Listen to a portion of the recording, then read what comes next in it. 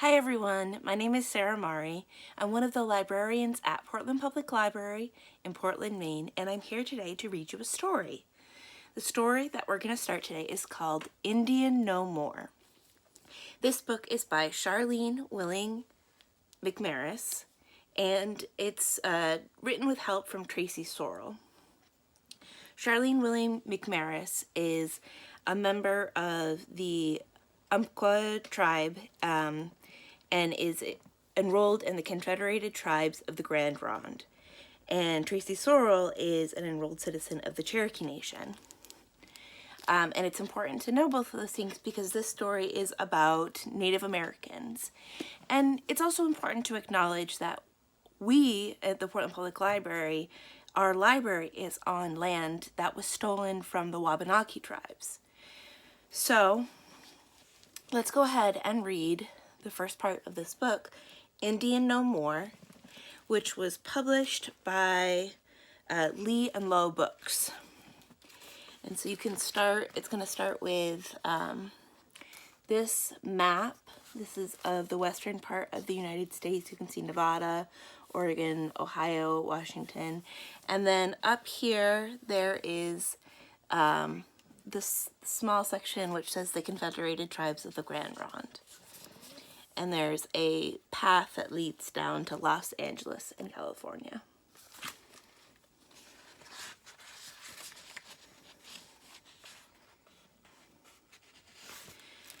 Chapter 1, The Walking Dead. Before being terminated, I was Indian. Now, I certainly don't mean I was killed off or anything. It was 1954. The United States government didn't do that anymore. They just filed away our tribal roll numbers, erased our reservation from the map. What were our tribal roll numbers? They were the numbers the tribe assigned to its citizens and used by the federal government to see who belonged to the tribe. So my number verified that I was Regina Petit, roll number 3669, daughter of John Petit, roll number 858, granddaughter of Maud Petit, roll number 25, and Sid Petit, roll number 18. And that was what made you Indian to the government, numbers. Even after all that counting, the government chose to terminate us. Really, I don't know all the reason why, but my chish, my grandmother, said this much. Termination means that we are the walking dead. Now I ask you, how can we be dead if we are still walking? But I'm getting ahead of myself. Chapter 2, Res Life. But I'm getting ahead of myself. Let me start at the beginning. I was born on the Grand Ronde Indian Reservation, just over 30 miles west from the state capital in Salem, Oregon. I had lived there all my life. I didn't know any other way to live other than as an Umpqua Indian. My family was Umpqua, I was Umpqua, that was just how it was. Living on the res, I played outside with my younger sister Pee-wee. Her given name was Teresa, but nobody except her school teacher ever called her that. We ate wild blackberries and plucked blue larkspurs without any adults watching. Ours was a small reservation compared to the others in Oregon. My people didn't bother the whites that lived around us. Our res owned a cramped trailer that housed our health and dental clinic, a post office that used to be someone's house, and an everything you need from canned beans to carpenter nail store on the corner of Highway 22nd and Grand Ronde Road. My elementary school was painted yellow, and we had an old cemetery down the road. Our ancestors were buried there, like Chup Tim Tim, my grandfather, as well as Daddy's 5-year-old sister, Bertha, who died from the flu epidemic of 1934. Down from the cemetery was the Petite family home. Our house, with chipped white paint and warped boards, was surrounded by acres of tall grasses, plots of fragrant mock orange, and a forest filled with chirping squirrels and robins. We had 3 bedrooms, a living room, a kitchen, a mudroom, a newly built bathroom with an indoor toilet. Getting a toilet inside was one of the happiest days of my life. When I was little, I dreaded stepping off the back porch to the outhouse before bed. It was too close to the woods. Daddy would have to coax me out to go. But Daddy, I'm scared. What about the Siaku, which is a tall, scary, hairy creature that lives in the coastal woods, and it's often called Sasquatch or Bigfoot in English. But They call it Siaku. What about Siaku? I'd peer out into the woods as Daddy grinned. Old Sasquatch won't bother you. First, he's shy. Second, he's over 6 feet tall and smells like a wet dog. Third, if he does bother you, you must have been misbehaving. I wasn't too sure about the shy part. Regardless, my trips to the outhouse at night were few and far between and extremely brief. Daddy's cousin Harlan's house was just half a mile away from us. Cousin Harlan and Daddy were really close, like brothers close. They talked story all the time, especially about World War II. It was right after Pearl Harbor, Daddy began, when I conned Harlan into joining the Navy with me. We both needed to get off the res before we got into any more trouble with the law. He meant that the way that they were going, jail would be their next residence. According to Cousin Harlan, it was a rainy summer morning when this big bus came barreling down the road. It squealed to a stop, splattering mud everywhere, right in front of the Grand Ronde Community Center. Then the Indian agent jumped off and said any man who comes on this bus will be guaranteed 3 meals a day, clothes on his back, a place to sleep, and a paycheck. All he has to do is get on the bus. And you got on the bus? Asked Pee-wee. Well, yeah, Cousin Harlan said. Lots of young guys from the res took advantage of that deal. John and I were no exception. Hey, we pounced on that bus like a rabbit jumping in a snare. After everyone came aboard, Daddy said, the bus blew off the res, zipped down Highway 22, and didn't stop until it was in front of the Army recruiting station in Salem. But I told Harlan that I didn't want to join the Army. You get shot there. So I convinced him to sign up for the Navy. They promised anyone who joined them would see the world. Yeah, but they forgot to tell us the world was made up of 3/4 water, Cousin Harlan said. Then they both howled, holding their coffee mugs in the air. After the war, Daddy and Cousin Harlan still did everything together. They both got married and worked for the Long Bell Lumber Company and its mill up in Longview, Washington, on the Columbia River. Daddy sometimes stayed away from home for weeks on end, but he didn't mind. It was a job that paid money, and he had a family to support. That was what he cared about. When Daddy's big frame stomped home on those rare weeks off, he'd brush out the wood chips stuck in his buzz-cut black hair. Mama usually had a steaming pot of seasoned deer meat, potatoes, carrots, and onions in salted gravy stirred up on the old wood stove. She'd greet him in the kitchen. Dinner will be ready soon, she would say, as she checked the biscuits in the oven. Daddy would take a whiff of the stew and then grab Mama around the waist. You're the prettiest girl in the res, and I'm the handsomest guy. How about a smooch? She'd shove him off and threaten him with a wooden spoon and smile.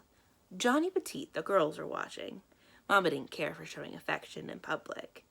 No, we're not, Pee-wee would say, giggling from the kitchen table and drawing pictures to decorate the walls. Mama wasn't Indian, by the way. She was Portuguese, from the Azores, but with dark brown eyes and hair, she didn't stand out. Everyone on the res called her the Portuguese woman, not by her nickname Kate, and definitely not by her real name, Katarina. And if that bothered, she didn't say so. And for a Portuguese woman, that was pretty hard to do. But the best thing of all was that Chich lived with us. Most Grand Ronde homes had 3 generations in one house. Every night, Chich combed out my long hair, saying, never cut it. It's a powerful part of your Umpqua identity. When we cut our hair, it shows everyone that we are mourning the death of someone close to us. That always made me think of Chup. He had lived with us, too, until his big heart attack. Since the res doctor only visited the clinic 2 times a week, Chup died on a day when the doctor wasn't in. He died before our tribe was terminated, so he was still an Indian when he was buried. Chup's funeral was over at St. Michael's Church with a big giveaway afterwards, just up the road at the community center. Giveaways always help a family and others in the community remember a person or an event. For Chup's giveaway, smoked salmon, homemade breads, and every kind of berry pie covered long tables. Another table held homemade doilies, tablecloths, and extra pies as giveaways. Some elders and those close to Chup received gifts. Everyone in the community gathered at the center and shared a meal. The grown-ups visited us while the kids ran around the hall. From the wake to the burial, there was lots of singing. Our voices helped Chup get to the next place, making sure he felt comfortable and stayed there. There in the hall, as daylight faded, an elder pounded the table with his hand flat. Then he'd pound again and again. A rhythm sprang up from the pounding. A drum beat. 3 pounds, then a pause. 3 pounds, then a pause. Soon the other men in their dress slacks, shirts, and ties sat down the long table and joined in. We kids stopped running around. The elder wailed, The other men joined in, repeating and singing a song I'd never heard. I leaned over to Chich, my curiosity piqued. "What are they singing?" I whispered. "It's an honor song, sweetie, for your chup," Cheek said. "How do they know the song?" "They heard it many times before. It's been passed down from family to family." Daddy leaned over too. "We used to sing this during the day, but now we do it at night." "Why?" I asked. "The Indian agent told us to stop. Frighten the next-door neighbors." He leaned even closer, though we thought we might be on the war path. Then he winked. Daddy seemed to find everything funny. Later that night, we had a ceremony to burn Chup's clothes and other items not given away. It was a special time. Our family visited Chup every Sunday after Mass. His old beat-up logging cap sat atop the cedar board above his grave. Most of the graves had cedar boards covering the plot, so families and friends could place items on them that the dead had enjoyed while alive. Chich had placed some cat dolls on Bertha's board. Strolling around the cemetery, I would check out all the neat stuff on the graves, like silver thimbles on top of Aunt Ivy's, or metal carving tools on top of Uncle Joe's. But there was no taking or removing anything from the cemetery. Chich and the other elders taught us that anyone who disturbs and disrespects the spirits like that would put themselves at a serious risk. I didn't doubt that for a moment. Things changed at home after Chup died. Chich had her long, silver-streaked hair cut short in a ceremony to mourn Chup. Each chilly gray morning, she twisted Pee-wee and my straight dark hair into 2 lengthy braids, and we missed hearing Chup's stories. After she finished, she would put on her well-loved yellow apron and make us hot, clumpy oatmeal with dried huckleberries and cups of coffee mixed with lots of canned carnation milk and sugar. Then Pee-wee and I would head outside to play or head over to the Indian Agency school. Daddy would hitch a ride with Cousin Harlan to the mill while Mama whisked down the road for her waitress job at the Res Diner. And Chich, well, she sewed, made pies, and did whatever else grandmas did. If I got up early enough, I would join Chich on the porch to Wawa Thala Hayam Kabat-san, or greet the day. We'd sit together, and she with her coffee and me wrapped up with my favorite wool blanket, waiting for the moon sun to reach Spirit Mountain. "Remember that the mountain is sacred to your people," she would say. "It's a good sign if you see Sahali Ta'i. So pay attention." And I'd keep my eyes peeled. Sometimes I would see a great bald eagle soar beyond the pines, thankful to call Grand Ronde home, just like me. Chapter 3, Divisions. The year I turned 8, I knew change was coming to the Grand Ronde. The res buzzed continuously with reports. Almost every night that winter, our family hustled over to the community center for what was called informational meetings, hosted by the Indian agent. Even the elders' Friday night bingo was canceled, which almost never happened. I never understood everything being said. Us kids usually ended up inside the large community pantry playing with old toys or outside on the church's playground with the merry-go-round and slides. Even when it rained, I preferred to be outside with my cousins. But that day, it was cold. Indians shouted at the white men in suits and at one another. Angry words flew, threats of battle. I cowered near the pantry windows. "No, we won't leave our homes," one Indian said. "We do not want your money," another said. "You cannot trust the government," Chich said. "They're offering us a better life," said Daddy. His view did not seem to be shared by the others. Frustration poured from the community room. Indians against the government, family member against family member, old against young. I stared out the window at the soggy playground outside. I felt like this was what the Indian agent must have wanted all along, us fighting. At home, I asked Daddy what the meetings were about. Why was everyone so angry? "The government just doesn't want to be in the Indian business anymore," he said, leaning back in his chair. Mama said someone from the Bureau of Indian Affairs had the nerve to say, "Kate, you might as well get used to it." Then she struck a match to light her second cigarette with the first one still burning in the ashtray. The Bureau of Indian Affairs, or the BIA for short, was a government agency that sent those white men in suits to tell us Grand Ronders that we were about to be terminated. Our old schoolhouse had just been painted a new coat of yellow. You would think if the government painted it, they were planning on keeping it. I didn't understand what they wanted with all our old buildings anyway. I worried about Chup. "What about our cemetery?" I asked, looking over at Chich. They have promised not to take our cemetery from us, she said. I don't know if I believed it, but maybe the government couldn't sell a graveyard anyway. The fighting at the community center didn't change anything. Our tribe was against termination, but the BIA superintendent lied and said we were for it, claiming we took a vote, but no vote was ever taken in Grand Ronde. But I didn't know any of this had happened. Spring came, then summer, and my birthday. I was starting to think that we would be left alone, but we weren't. Chapter 4. The Oregonian. Summer had been full of fun times, me celebrating my 8th birthday and playing with my cousins and friends. Then one late August afternoon, I decided to race home from Cousin Harlan's to give Chich a new picture I had drawn for our farmhouse walls. Cutting through the wild barley, I sprinted past his older boys, Mark and Chip, playing out in the field. With my waist-long braid soaring behind me, I almost made it past Pee-wee and Leroy, Cousin Harlan's youngest boy, when Leroy pushed her towards me. Pee-wee punched Leroy hard on the shoulder while I zigzagged to the side, leaving them behind. "Hey, Regina," Leroy yelled as he grabbed his shoulder. "Where you going so fast?" "Home," I responded. Didn't glance back, just kept on going. I bolted inside the house, calling for Chich, ready to show her my drawing. The front door slammed against the wall, something never allowed. I was almost in the next room before I noticed there had been no reply. I stopped and listened. "Chich?" A quiet sob whispered from the kitchen. I crept into the room, hugging my arms and picture tight to my brown plaid dress. The drawn kitchen curtains blocked most of the sunlight. Chich sat on the scarred breakfast table, her wrinkled brown hands trembling, holding the Oregonian newspaper. I had never seen Chich cry before. I held my breath. Someone must have died, I thought. Could it be an accident at Daddy's logging camp? It wasn't uncommon for people to get hurt with chainsaws and fir trees crashing down. I finally breathed. "What's wrong?"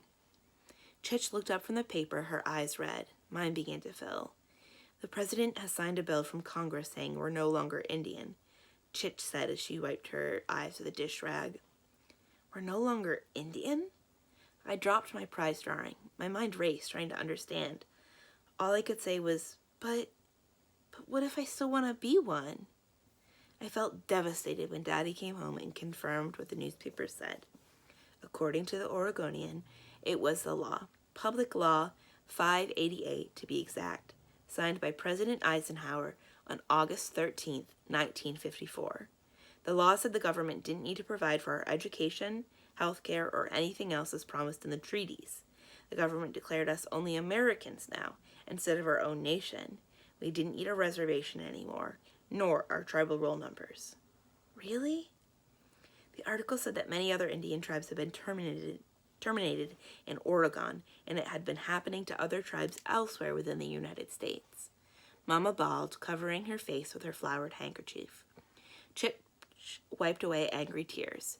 Pee-wee and I nibbled on dried cornflakes at the table, quietly as possible. Best not to ask questions when the adults were upset. "Well, it's done," Daddy said, sipping his coffee and staring out the kitchen window. Mama flailed. "What are we going to do?" She paced the kitchen. "Where are we going to go?" "Tunasaman, you're Indian," Chich said to Daddy while stroking his hair. "I am Indian. The girls are Indian. Fight this." She looked at me. "For them." Daddy leaned forward. "With what? Good looks? I know I'm handsome, but you know that we can't fight the government." He stood up facing us. "It will work out in the end. Trust me, I'll take care of it." And then Daddy took it upon himself to change our lives forever. Chapter 5. Southbound. Daddy had plans all right. In the late spring of 1957, Daddy signed us up for the federal government's Indian Relocation Program. The government promised Indians a better home, furniture, schooling, and a good job. Daddy called it an opportunity and seemed to believe it. Chich called it an eviction. The termination law said that we could buy our land if we wanted to stay, but we couldn't afford it. Almost no Grand Ronder could. The government marked up the land prices 2 to 3 times what the lots would normally sell for. Everyone on the res said that no one should pay that much, even if they could. Some families who could afford it put their money together to buy their allotments or bought cheaper land nearby. This wasn't an option for us, but we held on as long as we could until we were forced to move. When Daddy announced we'd be leaving for Los Angeles, California in July, Mama sobbed for 3 days and smoked a whole carton of Pall Malls. She got a headache so fierce she threw up. This didn't help her 100-pound body weight. I never lived outside our reservation, I said, sketching on a piece of paper Mama had given me to keep me busy while she packed. What if I can't be Indian in Los Angeles? Of course you'll be Indian, Mama said, carefully folding my clothes into a battered suitcase she got from someone at the diner. You'll just be living differently. I scribbled hard, digging my pencil deep into the paper and causing the lead to break. What will it be like? I asked. It will be like here, only different, Mama said. I slumped over my drawing. Geez, that's no answer. Daddy poked his head through my bedroom door. What's no answer? Mama said living in the city is the same as living here, but different. I rolled my eyes. What kind of answer is that? Hey, watch how you talk to your mama, Daddy said, sitting on my bed. Look at it this way. The city has houses, yards, schools, stores, just like Grand Roads. They just have more of them and more people. He gave me a hug. But we don't know how it is living there until we get there, right? But what if I don't like living there? I looked at Mama. Can we move back home? Mama glanced at Daddy, then she continued packing. Daddy smiled. Sure, but first we need to give Los Angeles a chance. When I was traveling in the Navy, and even now being away logging, I saw more jobs in other towns. I know I can get a better job down in California with more pay and not be gone from my girls all the time. I couldn't say I really believed him after listening to the other adults in the community. To them, we were about to be cheated, just like they always had been by the government. The summer morning we left, a misty fog covered up the train station so thick that the morning sun struggled to peek through. A few family members stood around saying goodbye. Chich spoke in Chinquahua to Aunt Rosie, her younger sister, and Cousin Harlan's mama. I considered it their secret language. When adults didn't want us kids to know what was going on, they usually spoke it. Chich smoothed away strands of black hair sprinkled with gray from her sister's tear-stained face and then adjusted her straw hat. Aunt Rosie pulled out a handkerchief from her overstuffed pocketbook, wiped her eyes, and blew her nose. Meanwhile, Mama busied herself by fussing over Pee-wee and me. Quit fidgeting with your dresses, she said. We need to look our best for the trips. Pee-wee and I wore matching store-bought crinoline dresses, but in different colors. Mine was blue, Pee-wee's was pink. I didn't care much for them. The fabric scratched so bad it was like hornets biting my legs. My black and white saddle shoes blistered my heels. But I was stuck with this outfit instead of the wonderful handmade dresses Chich sewed for us each year. You know, you can't trust the government, Cousin Harlan kept saying, smashing a cigarette against the sole of his boot. Remember what the elders have told us. Cousin Harlan and his family weren't coming with us. This would be the first time he didn't follow Daddy. Well, I can't stay here, Daddy replied. You know how I hate working at the mill. I'm better than that. You're Indian, right? Cousin Harlan said. They both chuckled. You think the government will really find you a better job? Hey, the government and the Navy are the same. You get the jobs you're qualified for. Same pay, same work, move up in rank. Yeah, go from scrubbing latrines to scraping paint off a ship. I remember. Cousin Harlan grabbed hold of Daddy's shoulder. You better hope those government men keep those promises, or you're going to end up without a canoe to get back home. Then they both chuckled and hugged. The train arrived. The conductor shouted for us to climb aboard. More tears, big hugs. Daddy carried our bigger suitcase and Chich's portable Singer sewing machine on board while Mama toted the medium-sized bag. The long train slowly cut across the land throughout the day and then accelerated into the night. The train's wheels pounded the tracks like beating a log drum. Windows shook like dance rattles. I looked outside. Darkness looked back. Chich stared out the window too, her hands folded on top of her navy blue clutch bag. I scooted right next to her. Pee-wee leaned in from the other side. Chich wrapped her arms around us and looked down. You better go to sleep, she said. Morning comes early. I can't sleep, Pee-wee said, yawning. Could you maybe tell us a story? What kind of story? A good story, Pee-wee answered. A good story, huh? Now, stories from Chich weren't exactly the once upon a time or they lived happily ever after stories. Indian stories spoke the truth. Well, that was what Chich said. And then she began. Before Grand Ronde became a reservation, our people, the Umpquas, lived down south in playing castles on farms. We had lived this way for as long as we could remember, but white settlers demanded more land. So in the winter of 1856, the Indian agent came to our people and said that they had to move to Grand Ronde, a reservation some 150 miles away.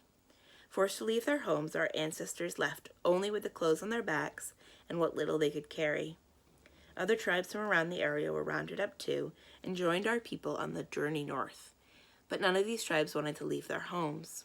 They walked through mud, rain, and snow. Men, women, children, elders. The Indian agent only had 8 wagons to carry those who couldn't walk, which was not enough. 5 Indians, including children, died because of the harsh conditions, and 1 was murdered. At the end of the journey, federal soldiers corralled our ancestors and those of more than 30 other tribes to our home in Grand Ronde. None of these people ever got money for all that they left behind. Their houses, crops, beads, tools, horses, canoes, and tantalum shells. My Chich was 6 years old when she walked that trail. She remembered the soldiers shouting for them to keep moving, and she remembered her Chich dying one night in the journey when the group stopped to camp. They quickly buried her without any of the proper ceremonies. I would never do that to you, Chich, I hugged her. Neither would I. Pee-wee hugged her too. Chich smiled and hugged us back. I know, but children don't often have choices. Pee-wee wiped away a tear. That's a sad story, Chich. It can be seen as a sad story, Chich agreed, but it is also a proud story. Many more tribes were removed and brought to Grand Road to form our community. The story shows that our people survive, even in the harshest conditions. Then you think we will survive this move? I asked. Chich looked up from the windows, pursing her lips. Then she stroked her hair. Well, we are Umpqua. We come from survivors. What do you think? Like I said, our stories strike a different chord than fairy tales. Morning came, changing midnight skies to robin's egg blue. I stared out at the window from the passenger car. Tall poles held thick black wires that waved across rows of crowded business buildings. Ford Fairlines and Chevrolet Bel Airs whisked by on the highways and paved city streets. I saw nothing with green firs or black cottonwoods. No golden yellow fields, no silvery white streams, no emerald green mountains, no familiar homeland at all. That's where we're going to end for today. We'll pick up tomorrow with Chapter 6, Courtesy of the Government.